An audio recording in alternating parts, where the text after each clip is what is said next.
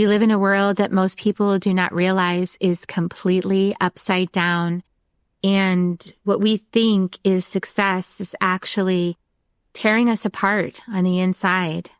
And we're empty and we're looking, we're seeking something meaningful, something sacred. And when we find that shamanic path, we enter a doorway into a completely altered reality where life shows up extremely differently, more beneficially, with more guidance, with more support, with more mystical moments and revelations, with a connected web of life all around us. And today's guest, Angell Deer, is a mystic, a medicine man, and an author of the newest book, Becoming the Medicine. And he shares so many beautiful shamanic tools and experiences to get you started on your path of opening up this right side up world for yourself. Join us to find out more. Soul Nectar Show, the Soul Nectar Show. You're invited, delighted to discover who you are. Anything is possible if you believe. So join us on this beautiful journey. Soul Nectar Show, Soul Nectar Show. Well, hello and welcome everyone to another episode of Soul Nectar Show. That show where we gather together around the campfire and we share our stories of connection to that which is greater than us, to the big mystery beyond the veil, to those synchronistic moments that lead us inexorably to a deeper understanding of ourselves and what we're doing on this blue dot floating in space. And I'm your host, Carrie Hummingbird, and I love having these conversations week after week. And today it's really special for me because we're going to be visiting with my guest here, Angell Deer. And we're going to be talking about shamanism. And my own experiences of shamanism was that it just turned upside down world right side up. I was realizing that the life before I found my path was very inside out. It was backwards. And no wonder I was so confused and in so much doubt and in so much pain and struggling to make sense of everything around me, was because it was upside down. And when I embarked upon my first time I follow my soul's guidance, you guys know that first time, just accessing within you, or like, okay, this message is coming from something bigger than me and I need to follow it. And from that first moment that I followed that voice, and it called me to leave my 2 decades marriage. It called me to walk out of psychotherapy and say, that's not working. If it hasn't worked in 2 decades, it's not my solution. And, then about 6 months, 8 months later, to stop the not feeling pills and to say, well, if that hasn't worked after 13 years, then that also is not my solution. And to really step forward into a whole new way of perceiving life. And as some of you may or may not know, the life before, the upside down world, the way that they characterize, the way that they classify, the way that they make sense of the human experience is through something called the DSM, which is a psychotherapy tool. It's a massive book of all the things that are wrong with you and the labels associated with that. And so that was part of my journey as well, was having this time where I was like, there was something wrong with me. From the time I was 15, I was getting these diagnoses. Like, there's something wrong with Carrie. She's not like everybody else. There's something wrong. And, really believing that, because the innocence of it, well, these people they have degrees and they have permission and authority to give you this information. And some of you in my audience are psychotherapists. So you know like how this rolls. And at some point you wake up and go, I don't really think I should be giving those diagnoses out. And then when we go to right side up world, all of a sudden there's a different explanation. It's like, oh, well, here's your gene keys chart. Here's your human design. Here's your animal spirit guide. Here's your astrology. Oh, you have a Neptune complex. That's why you need to learn about boundaries in this lifetime. It's like the whole picture changes. And not only does it change, but it opens up. It opens up. And I'm bringing all this up because I know today's guest is going to give us so much deep, rich context for the journey on the other side of that. Yes, when you make the leap and you say, you know what, this doesn't sit right in my body, what they're saying to me. I feel like I need to change. I need to be courageous. And I need to step out of what everyone else is doing just because they're doing it and say, you know what, I feel like I need to follow this inner thing that's happening and see where it leads me. And so, yeah, Angell, welcome to the show. Angell Deer is a mystic, a medicine man, an animist teacher, ordained minister, beekeeper, because bees are important, people, and international speaker and a sacred disruptor. I like that. I'm a sacred disruptor too. And he's the founder of Sacred Paths. And you just moved from New York, which I know was hard for you in your sanctuary space, and you just moved back to France. So you just came out also with the book not long ago, Becoming the Medicine. And I just finished most of this book. It's a delicious piece of shamanistic introductory to the realms. You know, it's like, this is what shamanism really is about. This is what that connection with the medicine, becoming the medicine means. And I love that you say becoming the medicine. I say inner medicine. That's mine. That's my book and my teachings is inner medicine. So there's like this potency around this word medicine. And what does medicine actually mean? And it's not, I don't think, the lab coats and the, it's maybe a form of medicine, but I feel like there's this deeper medicine we're talking about here. So welcome, welcome. I said a lot, and I'm so excited to have you here on the show with us. Thank you, Carrie. I'm very glad to be with you. Yeah. You shared some very mystical, beautiful transmissions in your book, but can you tell us just a little nutshell for those who aren't familiar with you, a little bit about what you do today? I gave some labels, but can you tell a little bit more about what you do? And then maybe share with us how you got started on that path. Yeah, all those labels, you know, it's always difficult to define ourselves. And I don't find any of them that really fit. Ultimately, you know, we're all very unique and different. But I would say I work with land, spirit, communities, people, animals, the world that is alive, all the world. So the humans and the more than humans. And from a perspective or an ancient lens of those ancient traditions, specifically more with Andean cosmology, so tradition from the Andes, because that's where I've been studying for the longest, almost 2 decades now, that I think, as you beautifully said, can probably turn your world upside down, but also give you grounding and sanity back, can make you feel imperfectly whole and a beautiful work in progress at the same time. And I've been studying and teaching those ways for, over a decade in my center in New York and now in France. But I'm really passionate about the mystery, this aliveness, this world that is out there, as we say, but also in there. That is, I think, something humans, mystics, philosophers, prophets, a lot of people across millennia and across every kind of civilization have been interested in.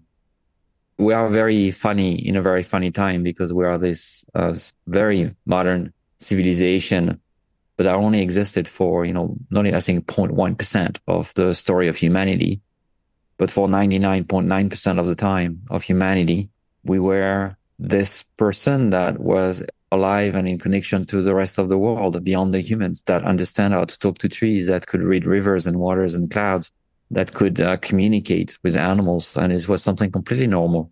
And I think what we call normal today is really abnormal. It's really something that is very odd. And it's an experiment. It doesn't seem to work really well for most people once you start looking a little bit deeper than the surface of modernity. And, yeah, I'm interested in that. I'm interested how we can really ground ourselves in a world that is very ungrounded, feel sane. I mentioned insanity and sanity. I think it's really important. How do we find our sanity when nothing makes sense, where what we hear and see breaks our hearts and make us want to run away? How do we stay? How do we stay present?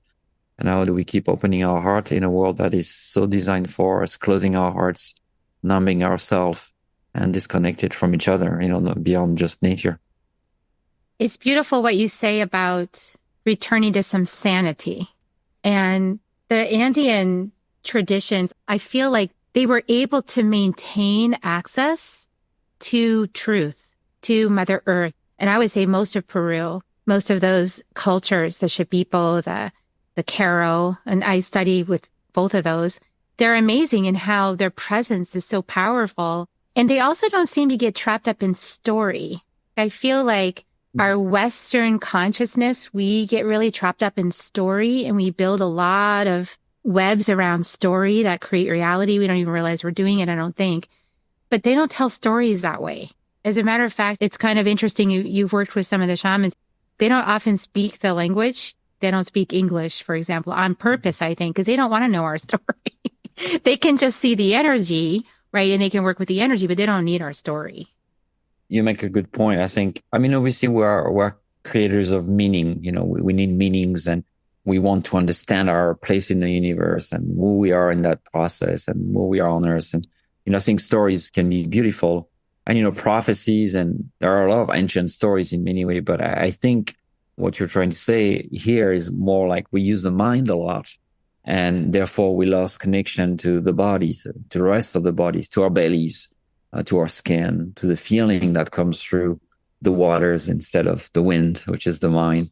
So that's how I would relate to really what you say. I think we are definitely trapped in a story, and politicians are, and we all are, to some degree, we all carry some kind of stories, but it's often just a story. It's not often a reality.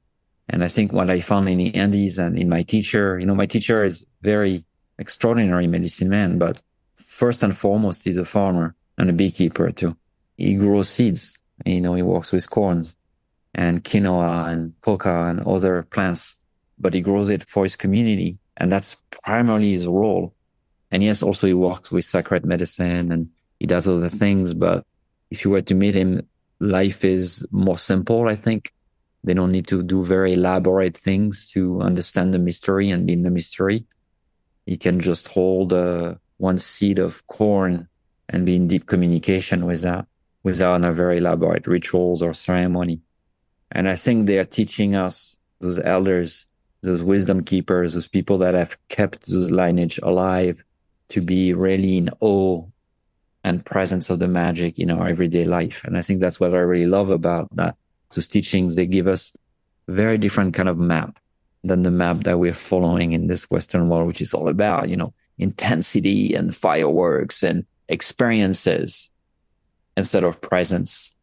And there is something there that we are kind of chasing in all those experiences. And sometimes plant medicine can become that too, that I think missed the point about the cultural embodiment and presence that is really the base of their healing and the community, those medicine and the beautiful ceremony. They're extraordinary, but they really like the cherry on the cake. Really, the foundational work is something very different that we are starving for, which is community, which is grief rituals, which is to be able to connect as humans around food and to be able to forage together, to understand what plants can heal this ailment or not, being able to look at the stars at night in the sky, which we hardly see anymore in the Western world because of the light. So I think we've lost, all of that, and we're looking for it because we know or not. I think most of the time we know, but most people don't know that we are sick, that we are not well. We're not well, not just as countries or as communities, but also as individuals, obviously. And there is a profound suffering right now on Earth. And it's pretty evident everywhere you look in so many ways. Yeah, it expresses in a lot of ways. And I'm really, as you were speaking, I was thinking of the prophecy of the eagle and the condor. And when they fly in the sky, then there'll be peace. And I feel like the Caro people, they've got that condor medicine really grounded, really secure. But there's also this weaving together of the Western world. So not to say that there's one that's right and one that's wrong, but it's more like there's a balance to be had. And so for us with Western, yes, we've had this opening up of the minds, of the ability to intellectualize things, the ability to imagine, the ability to weave stories and share our perspectives and use our throat chakras.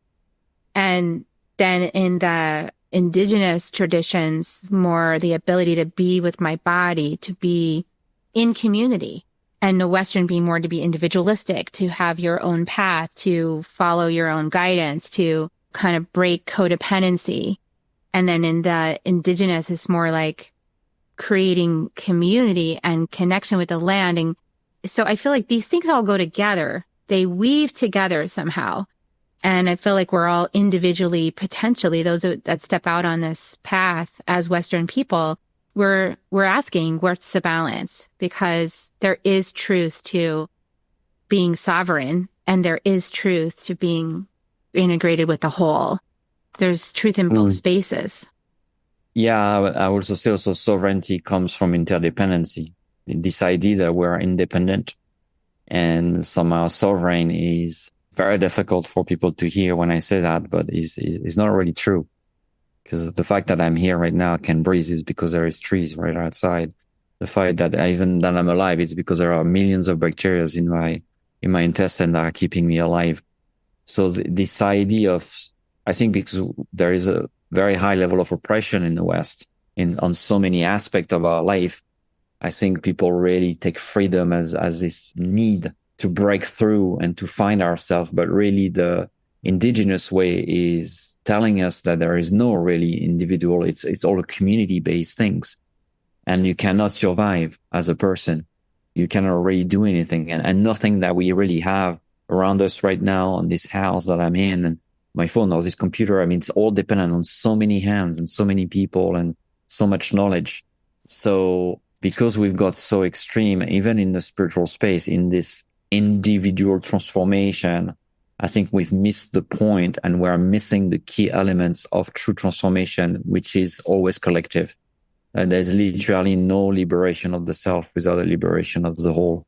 And people are trying sometimes to heal. I can see very deeply things that, they're hurt from, that maybe happened to them, obviously, in their life. But what's often missing is the community component, or the healing of the family, or the healing of the greater collective around. And I think that's usually block the healing ultimately. And it doesn't matter how many ceremony you're going to do. At some point, it needs to open. It needs to return to something bigger. You can pray for Mother Earth, but if you don't really take care of her and plant trees and restore lands or clean rivers, it's kind of an empty prayer. My teacher would say, stop praying, just do. And that's the individual mind, right? It's like, what am I getting from this transformation or this wisdom? It's a bit what I try to express in my book, in Becoming the Medicine.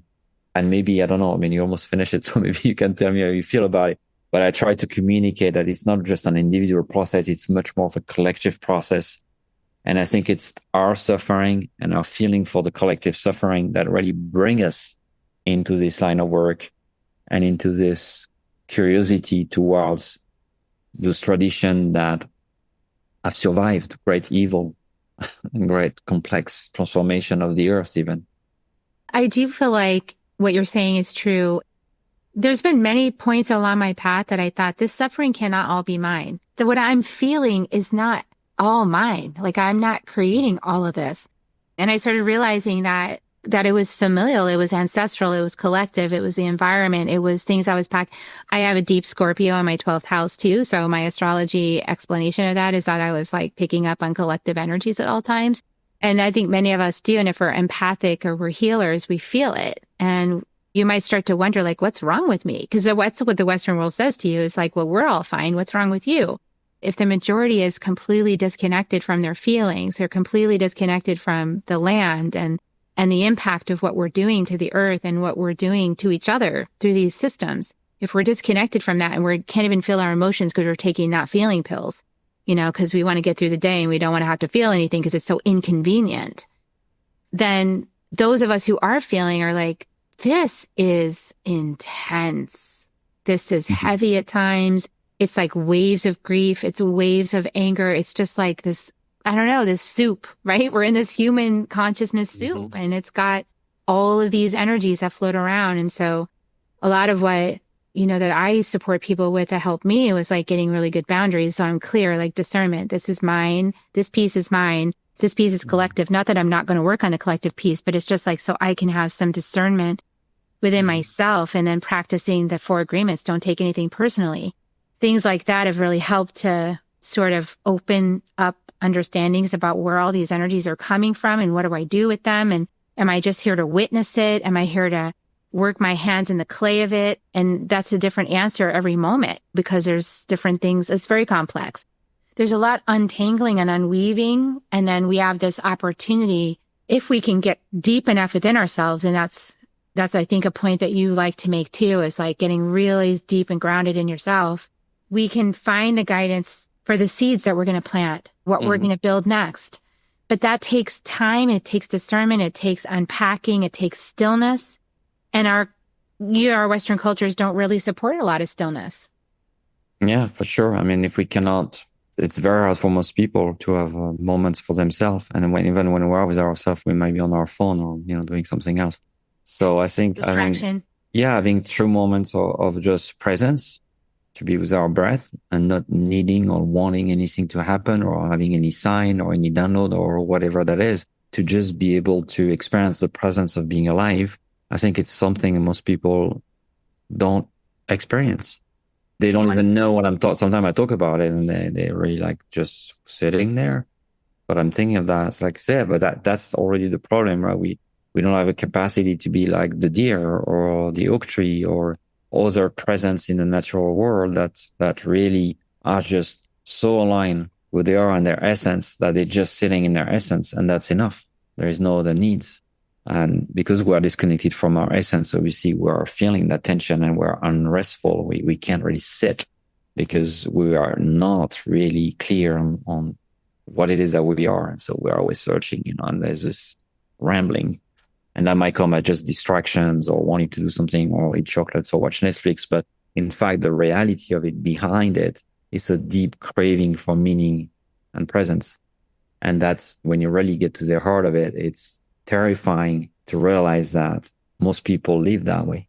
And that even for me, sometimes, I might have a day where I don't experience that because I'm just too busy. But I'm really conscious about, wow, it's really hard to be that presence in this world with all its demand, because, I need also to pay rent and do other things, and I'm a father, right? So how do we do that within the system that is not designed at all, like you say, to nurture such life force, such kind of presence in the world? Yeah. And I feel like one of the things your book talks about is the importance of getting into an altered state of reality, moving yourself into an altered state of reality. And that's a lot of what shamanism is about, is being able to perceive life through a very different lens, through a lens that's much deeper, that is expansive, and that has messages, energies and messages from aspects of us that are not physical. And that's really what's happening in forests and mountains, is that they are physical. Mountains are physical, but mountains also have spirits that infuse them with life and wisdom. They have the spirit of the mountain. And a lot of the Carol teachings are around connecting with the Apus, or the sacred mountains, and the spirit of that mountain, and working with the spirit of that mountain, asking for guidance. And as you have talked about, I'd love for you to share your relationship with deer. And if you want to share the story of how you got your name, Angell Deer, because I think people would be curious. Did you born with that name?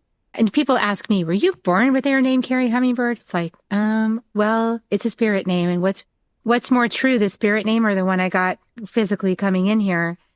I feel like your name is a frequency. And this is coming from you tapping into an altered state of reality where something more deep and profound and true about you came to meet you and asked you to make a physical change in your physical reality because of that deep understanding of yourself. Yeah. When you think of it, being able to have the point of view of something that is not you about your reality can be life-changing, right? Imagine that I could give, to an ant, my perspective as a human about where it is and what's going on. The ants would probably be like, wow, that's a really different perspective, or that the tree could give to the ant, and maybe they do, right? So the altered state for me is that if I can go into places or into communication with other beings that live in this reality or other realities, and have a point of view about a question, about even just a reality, say, what is this? And have a different being giving me that reality. It can really enlarge my vision. And instead of making decisions about my life, like you said, I recently moved from the United States to Europe this summer. It was not just a process of, I feel cold and have this deep intuition.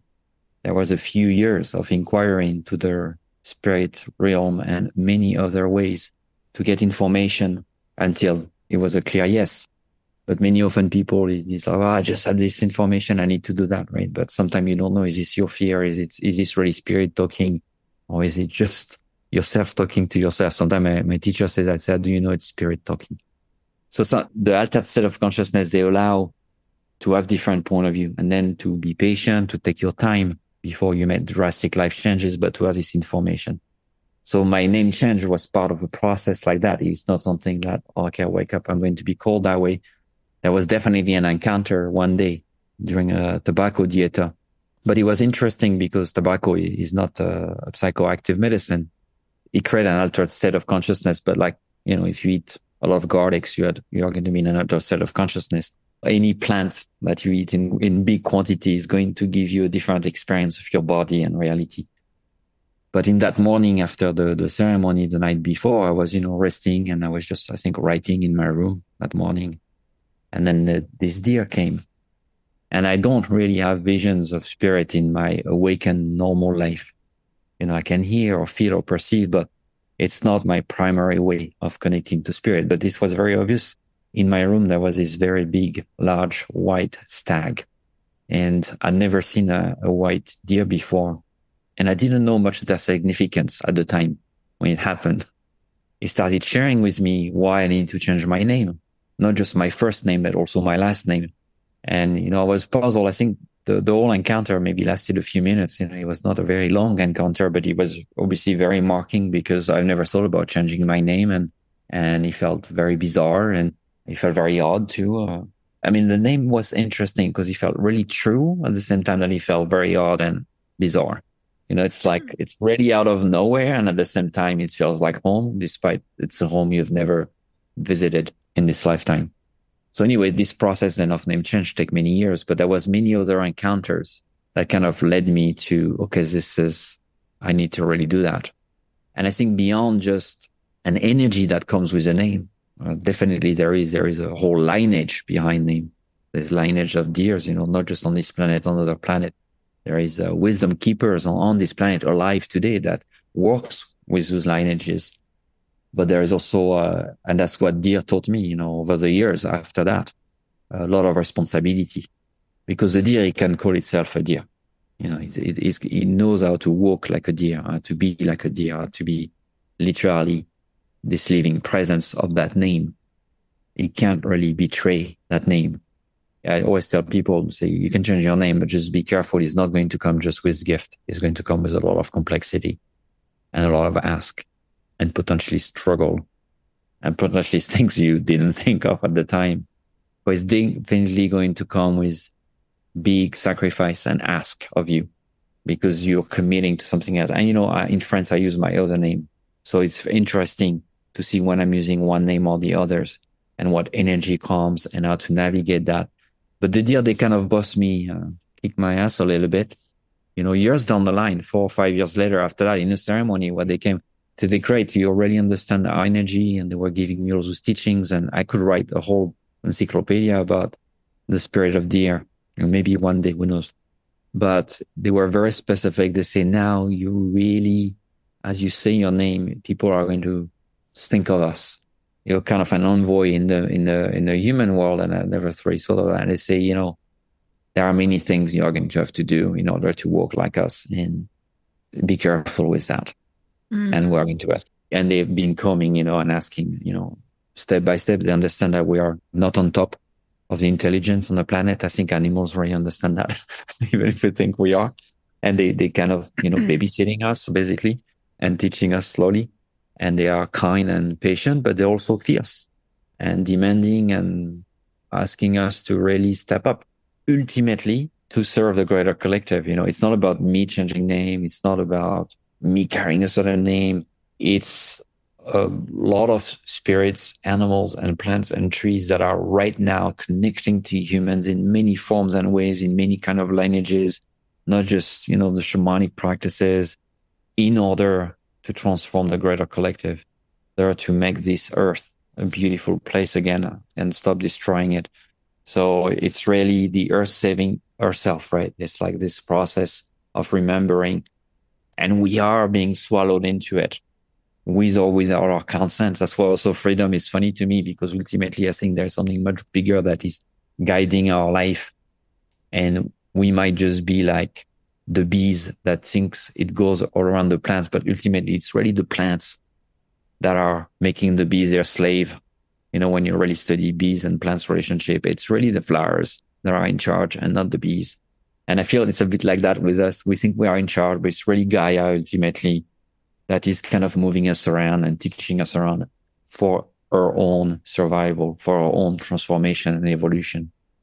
Yeah, I feel like there's also this piece. I've been working with several different animal allies, but one of them is Jaguar. And it feels like Jaguar is always supporting me to discern the truth of things, to work on my confidence, because confidence has been one of the things that's been challenging for me in this life.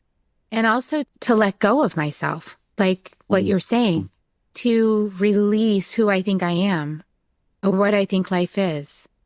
And that kind of goes hand in hand with my study of the Toltec teachings of the Mitote, knowing that I think Don Miguel Ruiz says something like, believe only 10% of what you think and 50% of what someone else says.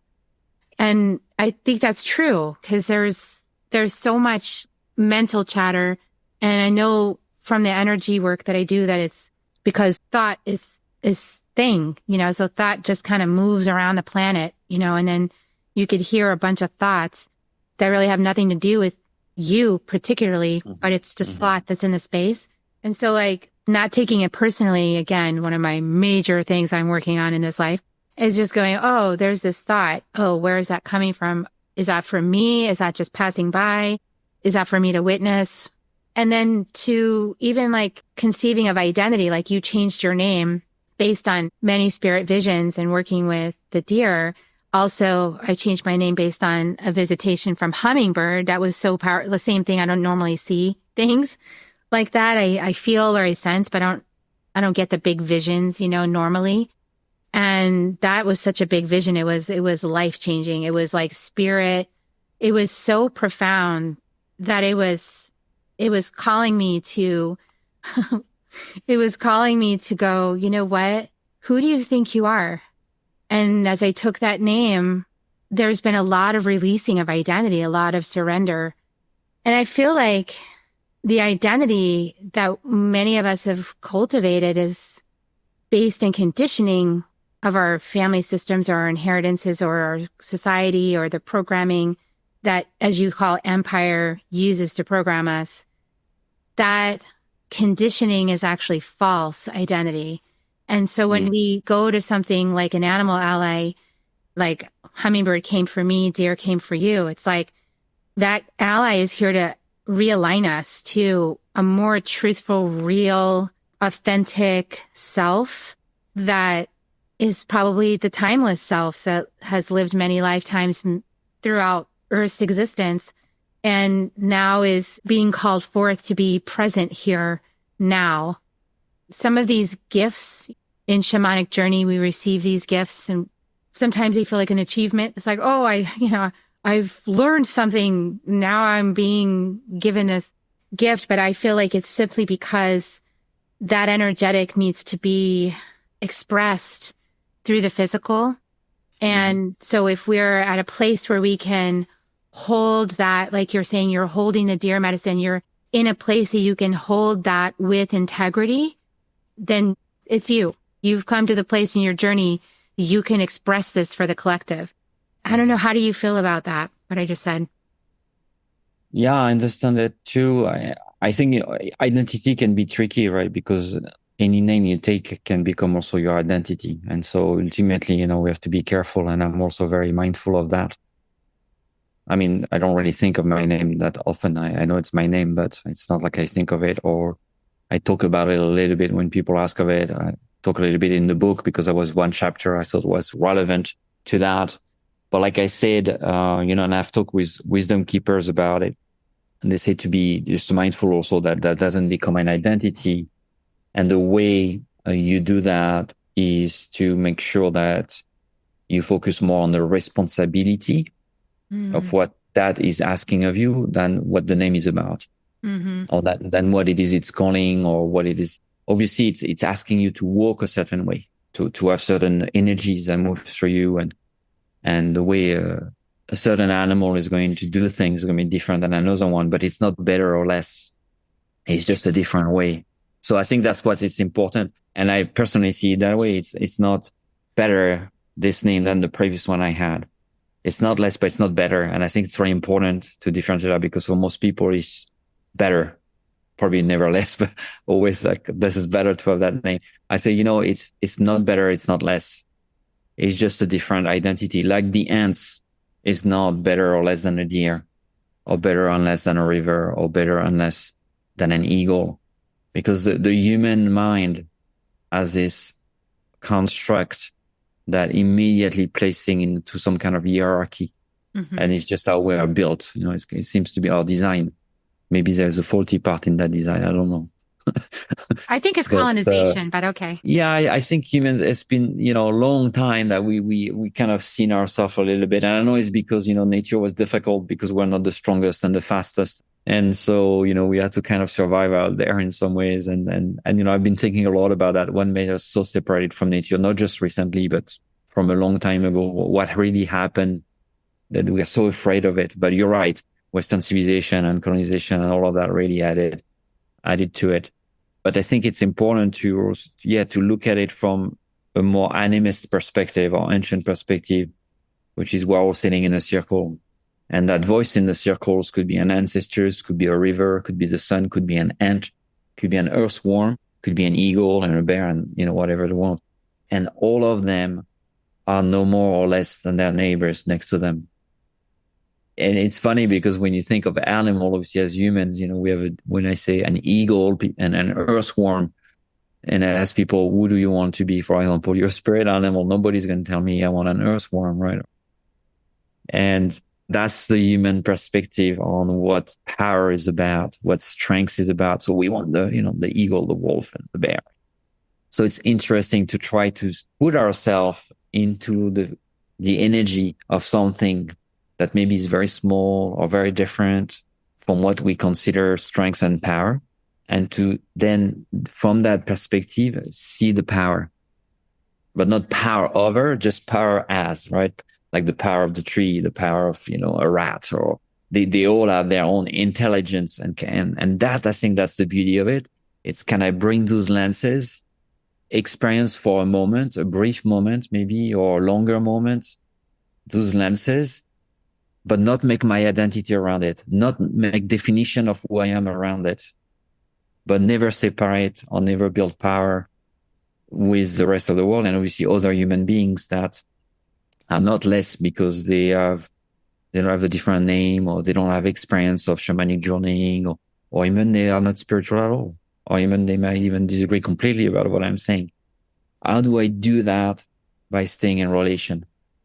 I think for me, that's the crux. And that's really where we're at also, I think, with humanity today, that is very much about us and them in general. And that doesn't mean no boundary. That doesn't mean that every speech is acceptable and every behavior is acceptable. But it's believing in some kind of common humanity beyond my gender, my skin color, my religion, my political parties, and my spiritual identities. Yeah, because they are. Right? They can create another hierarchy. Yes, exactly. I love what you were saying, because it made me think about something I realized about the medicine wheel, which is that it's got 4 quadrants. And the south being like the connection, the instinctive center, the reptilian brain, the working with serpents in my tradition. And then in the west, we work with the limbic brain, with water, with jaguar. We're working with those emotions. We're transmuting those. And we're working with the hummingbird and the soul and the imagination in the north. And then in the east, we're working with eagle. We're working with the spirit. But it's a circle. It's like And each quadrant is equal. So it's not like the eagle gets, okay, now you're an eagle, so you stay there. No, like now you go back down to serpent, you go back into the earth, you go burrow into the mother, you release those skins, you go back into the body because it's the body, the physical body. So it's all equal. And that's something that I think is many spiritual new age it would really help people to have this idea so that we're not creating some kind of ladder to the sky. Like if we just, and that they are not consciousness. Yeah, and you're right. And that they are not also just more powerful animal because they are there represented, like snake, puma, and condor, for example. Many people think, okay, those are obviously, very potent because they are on the medicine wheel or on the chakana. But really, my teacher, I said they just were the best representation for human beings to understand the connection to that specific part of the wheel. So it's our medicine. psyche, yeah, right? It's medicine, right? They represent that. But he said there's all the other animals, and many are not, or most of them obviously are not on the medicine wheel. I mean, they are not represented most of the time, but they are as potent medicine. They just have a different function. But people prefer, to have a big anaconda or a puma, especially, or a condor as work with that medicine, that work with maybe, with turtle medicine or deer medicine even, or, fox medicine or other ones. But it's not like that. Once we start putting all of that, flat on the ground in a circle, and really, how do I do that? Right? It's like literally a daily practice to try to experience this perspective and changing seats and knowing that nobody's better and catching ourselves because we're always doing it, classifying and looking at the big oak tree instead of the tiny little nettle on the ground, and really remind myself that this is this. And it's the same and it's very different and they are as potent as medicine and they are as a deep teacher as any others. For me, one of my biggest, I think, especially in the last 4 or 5 years or over the past 20 years of studying transformation has been to understand that the common trees in my garden are as potent medicine as what we call sacred medicine in the jungle. Mm-hmm. But because they are not maybe as studied as often, because Christianity went over Europe and kind of wiped all the witches and wizards, thousands of years ago, that we have literally broken lineages and very, very few things still alive in transmission. We have forgotten, but it doesn't mean the medicine is not there waiting. And if I can get, and I've had that experience, especially with the oak tree, which is kind of my second favorite after the deer, it's kind of deer and the oak for me works really well together. But I had an experience of transmission and teaching and healing with the oak tree that were as powerful as grandmother ayahuasca ceremonies.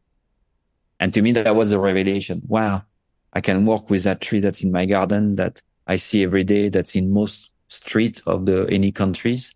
And I don't have to go through something that maybe is more explosive and more intense and still beautiful and different and still get a tremendous amount of transformation from something that is more silent, maybe not as fireworky or not as more rainbow. And I think in a world that's very loud, I would finish by saying that we might want to connect more to silent medicine or small medicine or, the medicine that we just pass by, the one that grows in our driveway, plantain and, plants like that. I think they have a lot to teach us, especially today, because we're always looking for out there and big. Yeah. And there's dopamine hit. Yeah.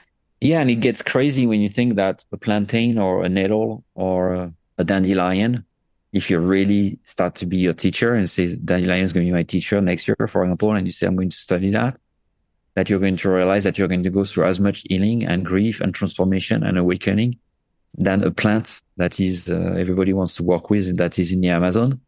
That start to really shuffle and kind of, sorry for the word, but fuck up with your mind. And I think that's really good because it really challenge how we see transformation, power, what is wise, what is not, what is medicine, what is not, or what is more medicine than others. It's a really human perspective because from the great spirit perspective, it's all is. And there is nobody ahead or below or, under someone else. Yeah, it's just the medicine that wants to come in. It's the medicine that wants to work with you at the time. And usually they invite you. So, yes. We do animal spirit guides for our program. Like every time we have a new program, we invite a new spirit animal, and we listen for what that is. This time I was surprised that it was a plant. It was tobacco. And tobacco, I don't know if tobacco speaks with you this way, but tobacco said, let's cut the bullshit. And I was like, I like this idea. Yes, let's cut the bullshit. Please help me. I want to cut the bullshit. I want to be real. So it was a very strong moment. And I thought, can I have a plant ally as a program ally? I never did that before. But if you're saying you're going to come in, I know I don't really have a choice. It is yes. So yeah, I feel like the medicine comes in that's needed. And Coyote came a few years ago, and I definitely didn't want to work with Coyote. I heard enough stories about Coyote. I was like, no, thanks. But Coyote literally walked down the road. A student was driving home on a 2-lane road, and Coyote went in front of her car and walked 2 miles to her house in front of her car to let us know, no, it's Coyote, and you're going to work with me. And every student had an experience like that. There's nothing you can say. You're going to do it. You're doing it. And you just got to say yes to it. And versus like thinking like we're using them. And you have so many good things. We could talk forever because your book is like, it touches on the shamanic drum. It touches on trance. It touches on working with animals and plants. You're touching on going to the lower world, working with allies and talking to your ancestors and having an altar. I mean, you guys, this book is really a good primer for the shamanic experience, your own personal shamanic experience. And I really loved it, Angell. It's a beautiful book. Thank you for transmitting it into the world for us. Is there anything else you'd like to share with people? I know that you do one-on-one work, you do group programs, you teach all kinds of beautiful things. You have Substack. You're always on Substack sharing beautiful wisdom. Yeah, I write a lot. I mean, writing is where people can find me on Substack. They can, search Angell Deer. Obviously, if they want to read more, they can get, the book, Becoming the Medicine. It's a cool cover too. I like it. Yeah, Becoming the Medicine. But yeah, they can also go on my website. I do, year-long programs and teachings. I also do one-on-one with people. And I have a special program that I launched last year that is really growing really well, which is about sacred business, which is something that I really didn't want to bring to life for so many years. And people were asking me and say, how do we empower all those healers that are struggling financially with abundance, that talks about it, but don't really know? I have an amazing gift. Like I met so many people with like this incredible gift. But then, they call you because they need, $20 to pay for their taxi because they can't get home. And I was like, there's something really problematic if we only let power and money run through people that are basically no devotion to the world, no devotion to humanity, that is all about themselves. And so I created also that program that is a way to approach business that is from all those journeys that I've done to really help people, not just be in good connection to the natural world and spirit, but live well and serve their family and the community in better ways. That's also something I'm quite passionate about, that we all have our power. Yes. And I actually did have an individual session with Angell. It was awesome. And in a way that I was really feeling the need for a sacred witness and was very in some dark thoughts and feelings. And you were just really beautiful at holding space and allowing my tears to flow, allowing me to be present with you and allowing the medicine to come through that needed to come through for me. And I often think about the advice you gave me, and I sit there and I do it, I do it. And it made a difference, connecting in with my roots. So thank you. Thank you for that. No problem, Carrie. Yeah. Really good healer, good sacred witness. So I recommend Angell highly. I recommend you get his book. His book is fantastic. You'll learn so much from just his stories and the way he shares things. And think you'll really enjoy it, everyone. I'll put the links in the show notes below. I did find it on Amazon. I also know it's on Balboa Press, which is your publisher. And yeah, I'm so grateful. Thank you for coming and spending time with me and with the audience and sharing your heart and your wisdom and your grace. Appreciate you. You're welcome. Thank you, everyone, too. And thank you, everybody, for sharing and for staying till the very end, because I know the kisses are coming and you're waiting for them. I like to give people Reiki kisses. You can join me if you want to. But here they come, everybody. Thank you for staying. Please share this out, like, subscribe, share it with everybody who think could benefit from it. And here come the kisses. And I love you all. I know. That was a lot of rapey kisses. And we'll see you next time on Soul Nectar Show, everybody. Bye for now. If you found even one gold nugget in this episode of Soul Nectar Show, will you do us a favor? Will you subscribe, like, and share this episode? Maybe even write a comment and let us know what you thought about it. We really, really want to engage with you at a much deeper level. Let's be part of community together. Have a great week, everyone. Bye for now. To dive in deeper to nourishing conversation, visit soulnectar.show. Soul Nectar Show. Awaken, awake, show. Take a sip from the drip of nectar, from the source of who you are.